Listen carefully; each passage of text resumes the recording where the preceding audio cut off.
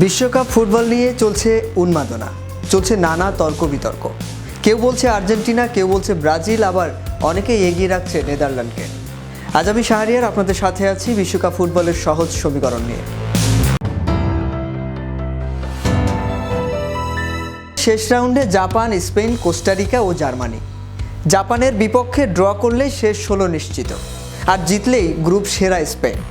এদিকে ড্র করলেও তারা গ্রুপ সেরা হতে পারবে, সেক্ষেত্রে অন্য ম্যাচটি ড্র হতে হবে অথবা জার্মানিকে জিততে হবে। এছাড়া অন্য ম্যাচটি যদি ড্র হয় তাহলে সর্বোচ্চ 13 গোলের ব্যবধানে হারলেও পরের ধাপে উঠবে স্প্যানিশরা। স্পেন হারলে এবং জার্মানি জিতলে তাদের পয়েন্ট হবে সমানে সমানে 4। তখন একে একে দেখা হবে গোল ব্যবধান, গোল সংখ্যা, মুখোমুখি লড়াই এবং সবশেষে ফেয়ার প্লে পয়েন্ট। এদিকে আর্জেন্টিনাকে হারিয়ে ব্রাজিলের পক্ষে খেলতে চায় অস্ট্রেলিয়া কোচ গ্রাহাম আর্নল্ড দৃঢ় কণ্ঠে বলেছেন আর্জেন্টিনাকে অবশ্যই হারাবে তার দল।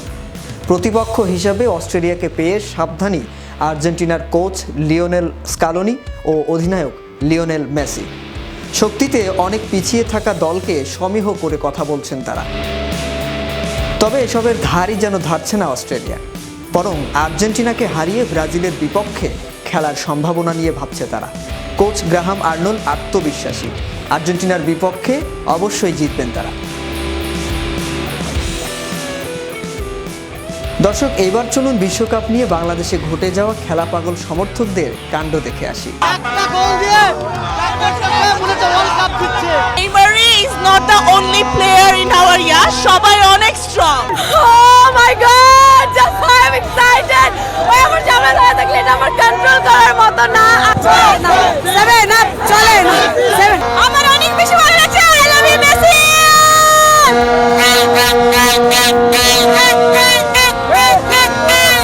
কোন পর্যন্ত দেখতে চাই? অবশ্যই ফাইনাল দেখতে চাই এবং কাপ হাতে দেখতে চাই। মেসি অবশ্যই Messi, one and only Messi, কারণ ওর খেলা মানে এত গোছানো খেলা খেলে মেসি, আর গোলের ক্ষেত্রে তো কোনো বলারই কথা নাই। তবে সবশেষে কিছু কথা রয়েই যায়, খেলায় হারজিত থাকবেই। এটা নিয়ে আমরা যেন অহেতুক কোনো প্রকার হেনস্থা বা সহিংসতায় না জড়াই। কাতার বিশ্বকাপ ফুটবল যেন হয় শুধুই বিনোদনের খোরাক। আমি শাহরিয়ার আহমেদ বিদায় নিচ্ছি, তবে দেখা হবে অন্য কোনো দিন অন্য কোনো বিষয় নিয়ে। সে পর্যন্ত সুস্থ থাকুন, ভালো থাকুন, খোদা হাফেজ।